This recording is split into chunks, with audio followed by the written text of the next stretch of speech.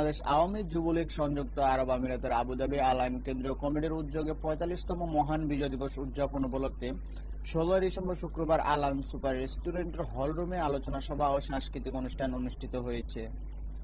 সংগঠনের ভারপ্রাপ্ত সভাপতি গোলাফুর রহমানের সভাপতিত্বে ও সাধারণ সম্পাদক নূর মোহাম্মদ ভূঁইয়ার পরিচালনায় এতে প্রধান অতিথি ছিলেন আরব আমিরাতের কেন্দ্রীয় আওয়ামী যুবলীগের সহসভাপতি শেখ কামাল।